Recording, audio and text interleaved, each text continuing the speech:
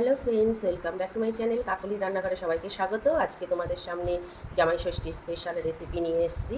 হয়তো পরপর দেওয়া যাবে না, অনেকগুলো রেসিপি তৈরি করেছি। আমি এখানে আজকে পটল দোরমা তৈরি করব, তার জন্যে 5টা বড় বড় সাইজের পটল নিয়ে নিয়েছি। পটলগুলো খোসা ছাড়িয়ে নিয়েছি। এইবার এর ভেতর থেকে আমি আস্তে আস্তে ভেতরের বীজগুলো বার করে নেব।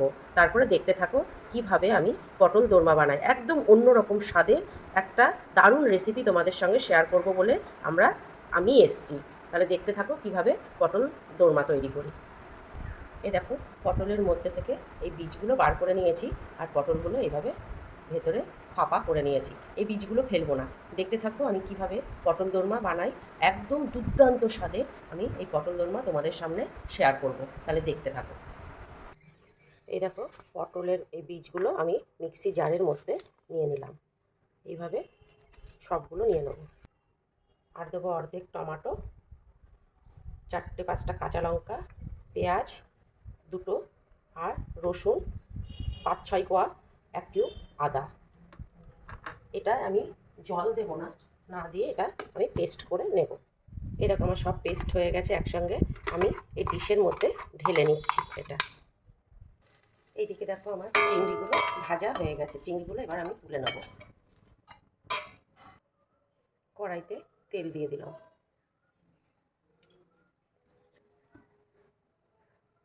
কড়াইয়ের তেল গরম হয়ে গেছে। আমি গোটা জিরে দিলাম, একটা তেজপাতা, একটা শুকনো লঙ্কা দিলাম।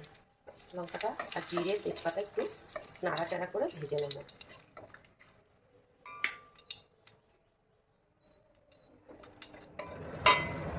এবার যে পেস্টটা করেছিলাম সেই পেস্টটা দিয়ে দেবো। এখানে সামান্য হলুদ দেব, নুন দেব। এবার ভালো করে কষিয়ে নেব। এটা 5 মিনিট ধরে সুন্দর করে কষিয়ে নেব। লো টু মিডিয়াম ফ্লেমে দিয়ে আমি এটা কষাবো। হাইয়ে দিয়ে কষানো যাবে না, পুড়ে যাবে, আর একটু নাড়তে হবে, নাহলে মশলা ধরে গেলে একটা পোড়া গন্ধ চলে আসে। এই নাড়াচাড়া করতে করতে চিংড়িগুলো ভেজে রেখেছিলাম, এই চিংড়িগুলো দিয়ে দেবো। দিয়ে আরও খানিকক্ষণ একদম শুকনো করে পুরটা তৈরি করবো। এই পুরটার মধ্যে একটু শাহি গরম মশলা দেবো, যাতে পুরটা টেস্টফুল হয়। সুন্দর করে এটা নাড়াচাড়া করে, দেখতেই পাচ্ছ অনেকটা শুকিয়ে গেছে। আর একটু জলটা শুকিয়ে গেলে আমি নামিয়ে ফেলবো। আমার পুর তৈরি হয়ে গেছে, আমি এটা নামিয়ে ফেলবো। এই দেখো পুরটা হয়ে গেছে সুন্দর। এইবার আমি এক একটা পটল নেব, আর একটা করে চিংড়ি মাছ আর এই পুর লাগিয়ে ভেতরে ঢুকিয়ে দেবো। হাত দিয়ে করলেই সবচেয়ে ভালো হবে। আমি হাত দিয়ে করছি, দেখতেই পাচ্ছ পুরের মধ্যে আমি এটা ঢুকিয়ে দেবো। একটা দুটো যাই দাও না কেন, এইভাবে চিংড়ি মাছগুলো দেবো। একটু বড়ো সাইজ হলে একটা, আর ছোটো সাইজ হলে দুটো তিনটে, যাই হোক যেভাবে পটলটা নেবে। সেই একটু বড় পটল নিলে, ভাবা পটল নিলে এই জিনিসটা খুব ভালো হবে।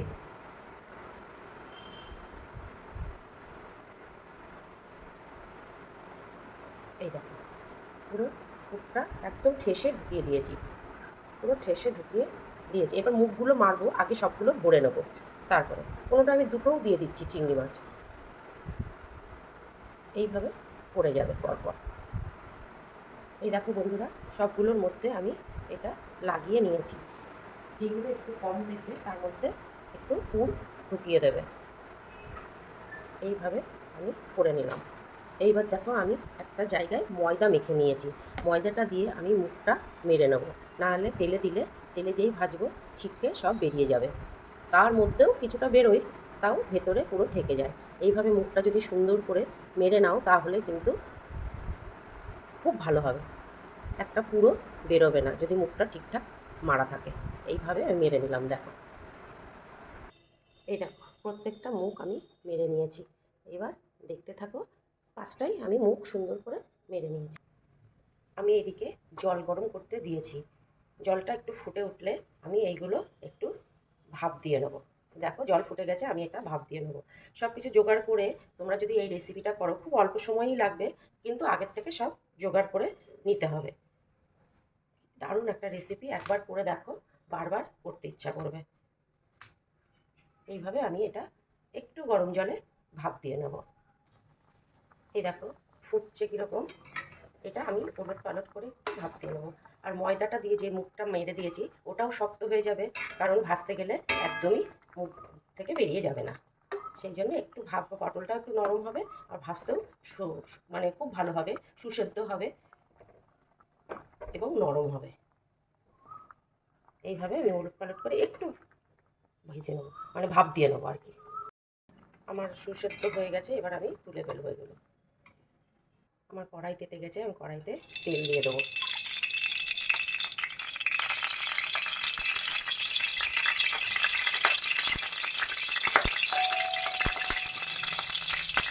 কড়াইয়ে তেল তেতে গেছে, এবার আমি এর মধ্যে একটু লবণ দিয়ে দেবো যাতে তেলটা না ছেটে।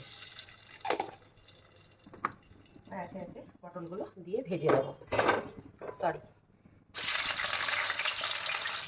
কালারটা ভালো হওয়ার জন্য একটু হলুদ ছিটিয়ে দিলাম পটলের গায়ে, যাতে কালারটা লাগে।